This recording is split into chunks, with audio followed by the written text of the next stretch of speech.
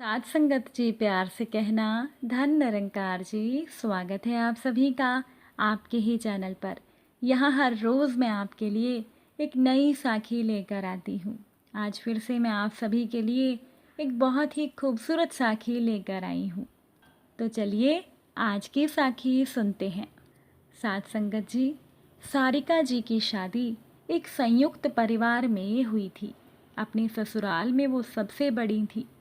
सारिका जी की ससुराल में उनके दो छोटे देवर और एक छोटी ननद थी।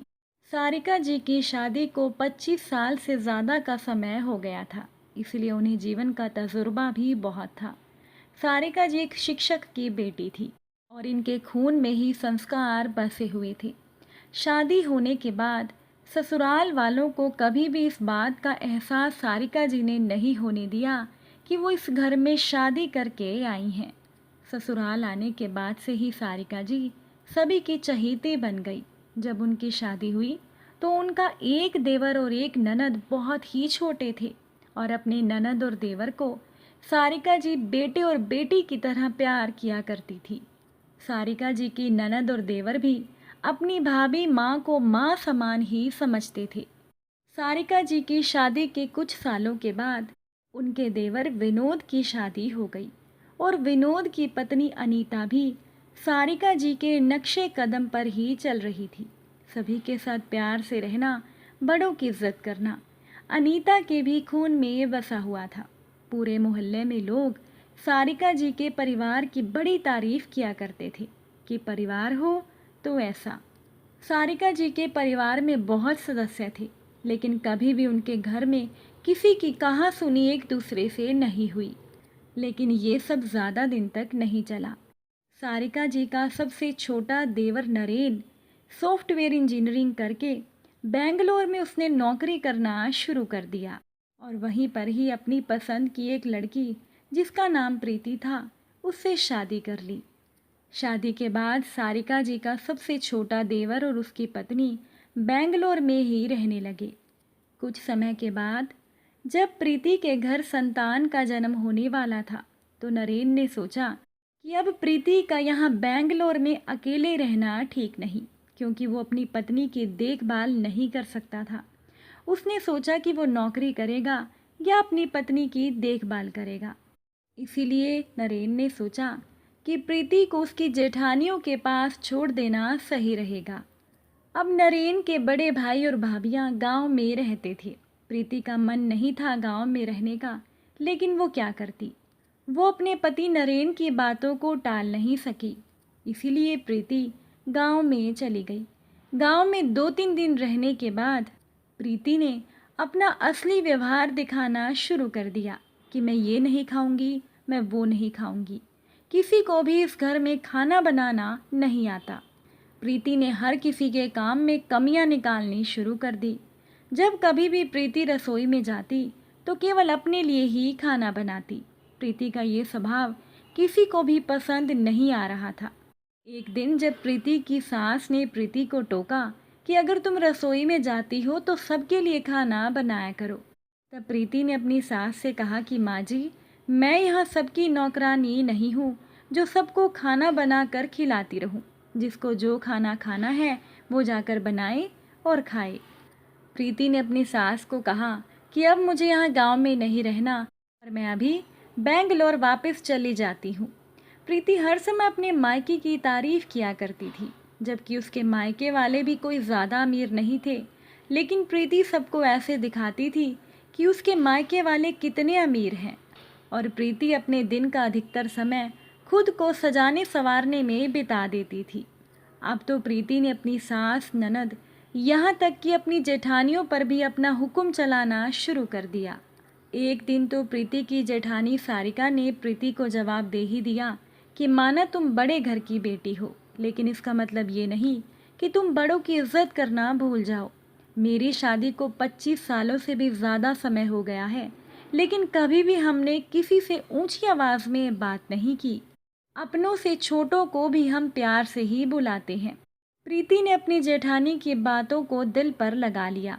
उसे ऐसा लगा कि उसकी जेठानी ने उसकी बेइज्जती कर दी हो। उसने तुरंत ही अपने पति नरेन को फ़ोन लगाया और कहा कि मुझे बेंगलोर ले चलो। यहाँ गांव में मेरी कोई भी देखभाल नहीं करता। मैं अगर बेंगलोर में रहूँगी तो कम से कम मेरी माँ तो मेरी देखभाल करेगी, या हम कोई नौकर रख लेंगे। मुझे खुद ही खाना बनाकर खाना पड़ता है। नरेन को यकीन तो नहीं था कि उसके घर वाले प्रीति के साथ ऐसा व्यवहार करेंगे, लेकिन ना चाहते हुए भी नरेन ने अपनी पत्नी की बातों पर यकीन कर लिया और 2-3 दिनों की छुट्टी लेकर वो वापस अपने गांव में आ गया। गांव आते ही नरेन ने अपनी माँ और पिता से कहा कि पिताजी, आपको तो पता है आज तक कभी भी भाई भाई एक साथ नहीं रहे, कभी ना कभी तो बंटवारा होता ही है। अब वो समय आ गया है कि आप हम तीनों भाइयों का आपस में बंटवारा कर दें और हम सब अलग हो जाएं। तब नरेन के पिता ने कहा कि बेटा, मैं बंटवारा तो कर दूंगा, लेकिन ये बताओ कि तुम तीनों तो अपना हिस्सा लेकर अलग हो जाओगे, लेकिन मैं और तुम्हारी माँ और जो तुम्हारी बहन जिसकी अभी शादी करनी है वो कहाँ रहेंगे। तब नरेन ने कहा कि पिताजी, इसमें सोचने की क्या बात है। हम 3 भाई हैं, 4-4 महीने आप तीनों के घर पर रहोगे और जब बहन की शादी होगी तो जितना भी शादी का खर्चा होगा हम तीनों भाई बराबर आपस में बांट लेंगे। तभी सारिका जी आई और बोली कि देवर जी, हमें कुछ नहीं चाहिए, हमारा जो भी है वो माँ और पिताजी का है, और माँ और पिताजी कहीं नहीं जाएंगे और ना ही भटकेंगे। हम उन्हें सारी जिंदगी अपने साथ रखेंगे। सारिका जी ने अपने पति की तरफ इशारा करते हुए कहा कि बताइए, क्या मैंने सही कहा। सारिका के पति ने भी हाँ में हाँ मिलाई और कहा कि माँ और पिताजी कहीं नहीं जाएंगे। इतना तो हम कमा ही लेते हैं कि हम अपने माँ और पिताजी का गुजारा पूरे जीवन कर पाएंगे। तब नरेन के पिता ने कहा कि देखो बेटा, अगर तुम्हें अलग होना है तो हम मना नहीं करते, तुम अपना हिस्सा लो और अलग रहो, हम सब अभी एक साथ ही रहेंगे। नरेन के पिता ने अपने दूसरे बेटे विनोद से भी पूछा कि तुम्हारा क्या मन है, क्या तुम भी अपना हिस्सा लेना चाहते हो। सारिका जी के दूसरे देवर विनोद ने कहा कि बाबूजी, आप जो फैसला करेंगे हमें वो मंजूर है। हमने आज तक आपके आगे कभी भी ऊंची आवाज़ में बात नहीं की और ना ही कभी करेंगे। नरेन के मन में जो आए ये करे। विनोद ने कहा कि पिताजी, आप चाहें तो सभी कुछ नरेन को दे दीजिए। हमारे पास तो आपके जैसा पारस पत्थर है, तो हमें धन की क्या ज़रूरत है। और भला फिर इस दुनिया में माता पिता से बढ़कर कौन सा धन होता है। नरेन ने जब अपने भाइयों का ये त्याग देखा तो वो समझ गया कि ज़रूर कोई ना कोई बात तो है, क्योंकि उसे भी पहले यकीन नहीं हो रहा था कि उसके घर वाले उसकी पत्नी पर अत्याचार कर रहे होंगे। अब नरेन बात को साफ साफ समझ गया कि हो ना हो उसकी पत्नी ही झूठ बोल रही थी। नरेन ने अपने घर वालों से माफ़ी मांगी और अपनी पत्नी को डांट कर समझा कर कहा कि तुम्हें अगर गांव में नहीं रहना था तो तुम सीधे सीधे कह देती। हमारे देवता समान माँ और पिताजी और भैया भाभी पर आरोप तुमने क्यों लगाया।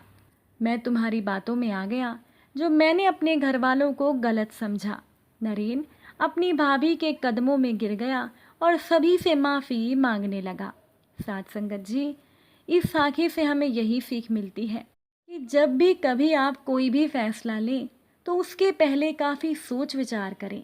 किसी के कहे सुने पर सीधा फैसला ना लें, क्योंकि इस दुनिया में माता पिता और परिवार से बड़ा कोई धन नहीं होता। आशा करती हूँ कि आज की ये साखी आपको ज़रूर पसंद आई होगी। अगर अच्छी लगी हो तो वीडियो को लाइक कीजिएगा और अगर आप चैनल पर नए हैं तो चैनल को सब्सक्राइब ज़रूर कीजिएगा। फिर मुलाकात होगी आप सभी से एक नई साखी के साथ। साथ संगत जी, प्यार से कहना, धन निरंकार जी।